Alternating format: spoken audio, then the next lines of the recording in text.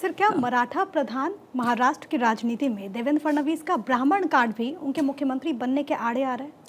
आड़े आया था एक वक्त पे, लेकिन उसको ओवर रूल किया, उनका भाग्य था, वो कार्ड ओवर रूल हुआ। अब फिर से वो कहीं वो कार्ड आड़े नहीं आ जाए, जिसे कहते, उसमें तो उन्होंने ओवर रूल कर दिया। और उन्होंने हिम्मत जुटा के ये भी बयान दे दिया था कि आई एम श्योर कि बीजेपी मुझे हटाए क्योंकि मैं ब्राह्मण हूँ। यहाँ तक नैतिक साहस जुटाया था उन्होंने उसमें कहने का। और फिर भी 2 साल मुख्यमंत्री रहे, दैट वे जो है सत्ता में रहे। उसके बाद इशू क्या है कि वहाँ पे एक लॉबी है, जैसे हर शहर में लॉबी होती है, हर राज्य में मराठा लॉबी, इनको ब्राह्मण मानते हैं। हालांकि देखा है तो प्रैक्टिकली ये भी मराठा ही हैं, पेशवाज और मराठास की बात जैसे आती है। तो वो वहाँ पे एक धारणा है ऐसी। छगन भुजबल जब वहाँ पे थे तो उन्होंने एक बार कह दिया था कि ये मराठास के खिलाफ़ है, और मराठा का जो रेजोल्यूशन का बिल आ रहा था कैबिनेट में, तो फडणवीस ने रोका उसको। फिर यह ऐसा ही कुछ बयान जो है ना शरद पवार ने दिया, उन्होंने कहा कि इनकी आइडेंटिटी ब्राह्मण है और ये आरक्षण के विरोधी हैं।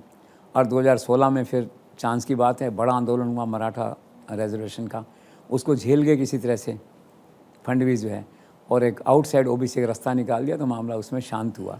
तो उनके मन में आशंका रहती है कि ब्राह्मण कार्ड कहीं उनके आड़े नहीं आ जाए, तो वो तो एक कारण है। लेकिन ब्राह्मण कार्ड भी अगर कोई चीज़ नहीं बनने होती तो कई फैक्टर गिनाते हैं ना आप उसमें, तो एक ब्राह्मण की बात भी कर सकते हैं। लेकिन आई थिंक इसमें जो जनमत है महाराष्ट्र का, और जो ओपिनियन पोल है एक तरह से, या जो देश में धारणा है आउटसाइड महाराष्ट्र, तो फडणवीस के एक बार तो चांस मिलना चाहिए, लगता तो ऐसा है, जन भावना तो ये है।